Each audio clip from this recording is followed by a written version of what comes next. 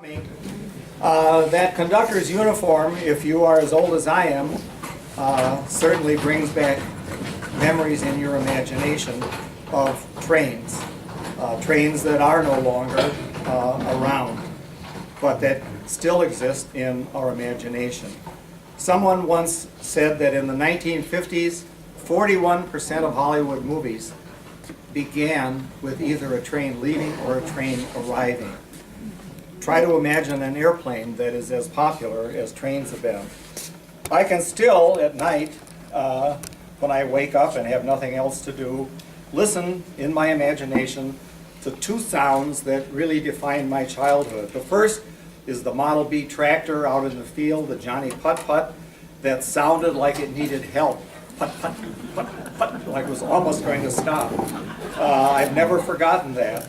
But the other song is that train whistle that in some strange way at the same time is both lonesome and exciting. Someone's going on a trip, but somehow that train out on the prairie and its whistle, particularly in winter, is lonely. I want to remind you, some of you probably already know, that this spring, this April, is the 150th anniversary of Lincoln's assassination. And in honor of that event, a train currently is being rebuilt along the exact lines of the funeral train that brought Lincoln's body to Springfield, Illinois, and in April that journey will be recreated. It was an incredible journey, probably the most famous train trip ever taken in America.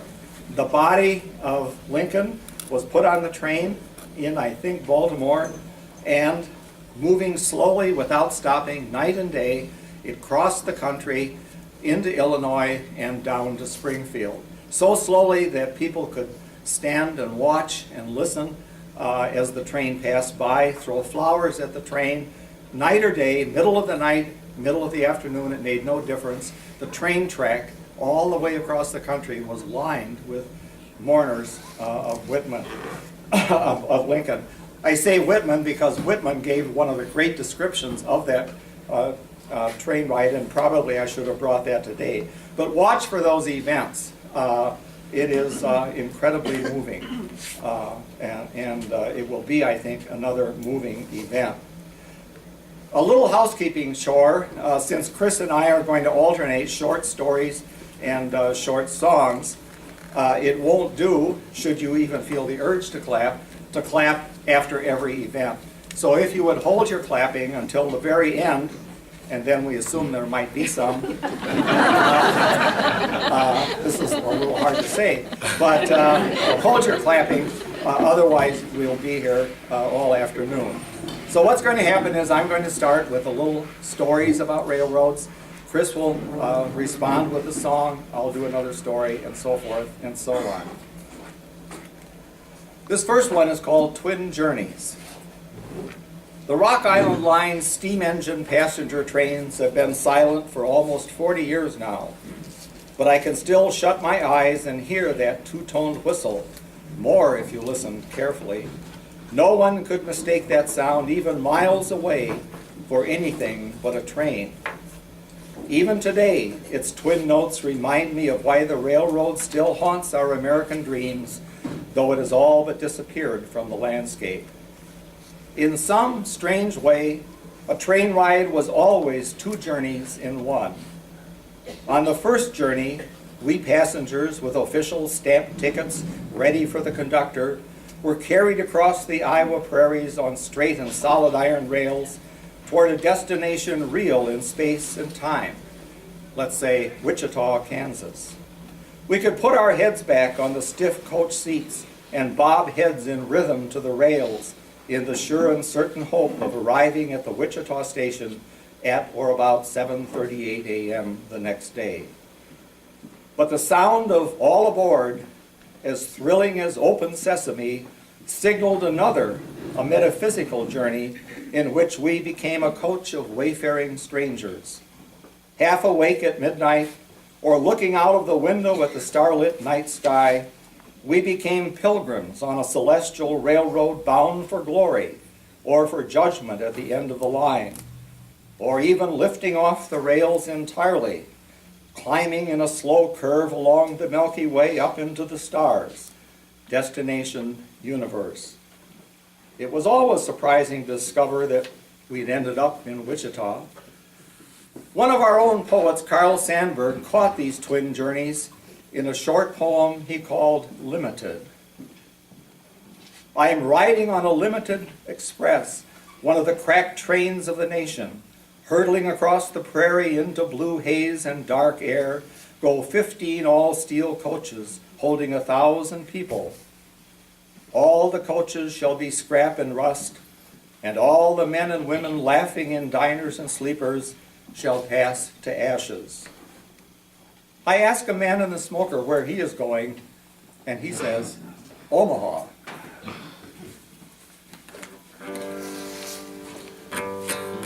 Good afternoon, everybody. Oh, this train is bound for glory, this train. This train is bound for glory, this train. This train is bound for glory, it don't ride nothing but the righteous and the holy. This train is bound for glory, this train.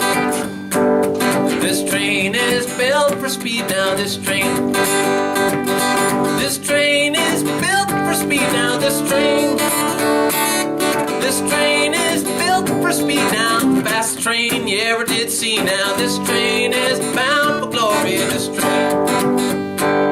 This train don't care no gamblers, this train. This train don't care no gamblers, this train. This train don't care no gamblers, no fancy fakers, no midnight ramblers. This train is bound for glory, this train. This train don't pay no transportation, this train. This train don't pay no transportation, this train. This train don't pay no transportation, no Jim Crow, no discrimination. This train is bound for glory, this train is bound for glory. This train is bound for glory, this train.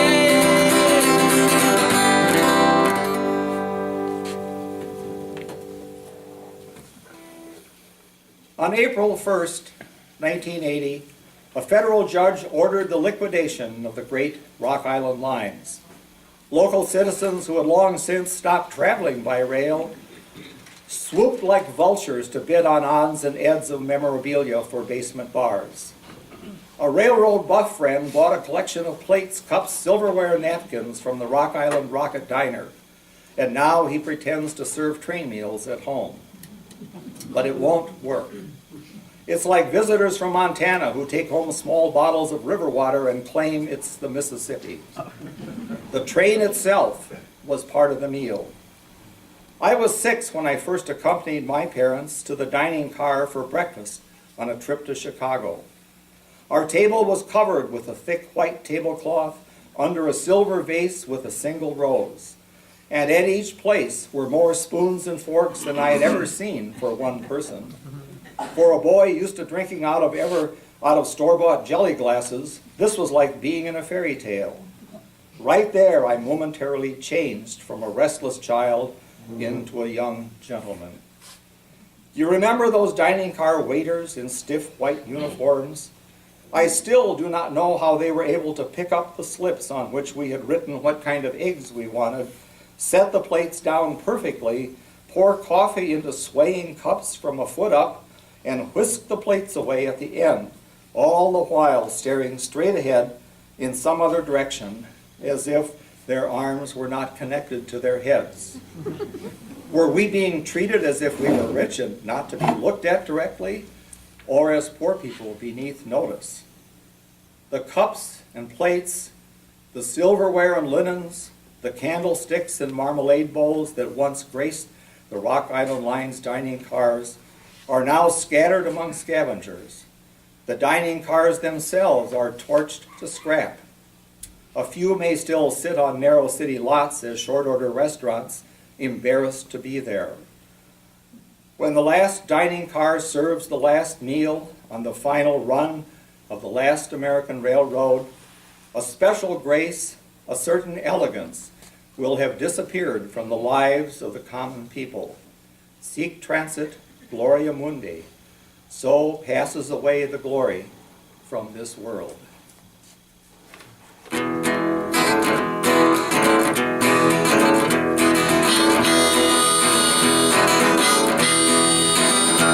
Well, the Rock Island Line is mighty good road. The Rock Island Line is a road to ride. The Rock Island Line is a mighty good road. If you want to ride it, got to ride it like you find it. Get your ticket at the station at the Rock Island Line. Oh, A, B, C, double X, Y, Z. The cat's in the cornfield, but it can't see me. Yeah, the Rock Island Line is a mighty good road. The Rock Island Line is a road to ride. The Rock Island Line is a mighty good road. If you want to ride it, got to ride it like you find it. Get your ticket at the station at the Rock Island Line.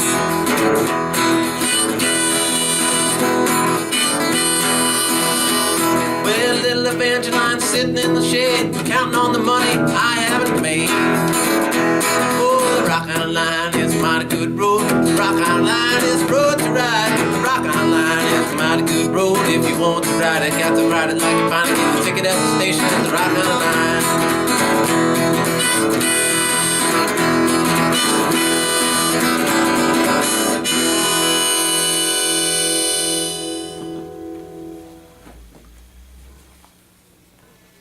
In an age that is losing touch with its roots, Rock Islanders are fortunate. Immigrants to this area have preserved at least some of their language, from Swedish, Spanish, Greek, and German to Chippewa and Chinese. We are still a mosaic of American culture. But one important language has disappeared: Rocket, a dialect of rich and poetic languages of whistles, hisses, screeches, and clicks and bangs known as railroad. It was a language once common in the United States, but now rare. The native speakers of Rocket, all the engines and cars of the old Rock Island lines, lie silent and rusting among the weeds on side tracks of rail yards. Too bad that linguists did not think to record this language before it died. Some of you remember that language.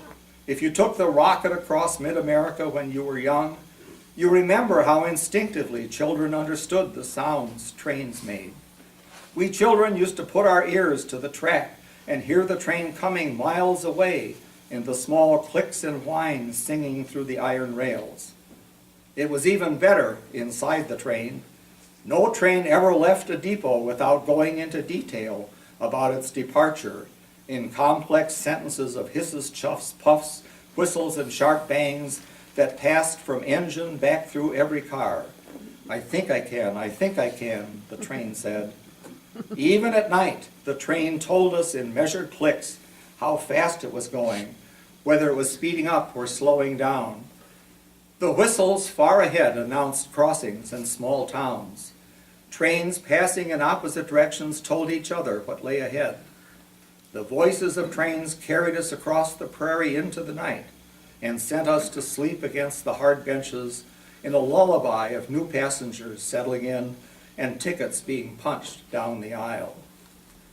Just west of here, a retired school teacher moved a Rock Island Line's caboose into her yard and turned it into a bed and breakfast as a way of preserving the good old days. It's cozy and it's quaint, but the caboose never hums a tune, never squeaks, not even a click, click to send us into sleep.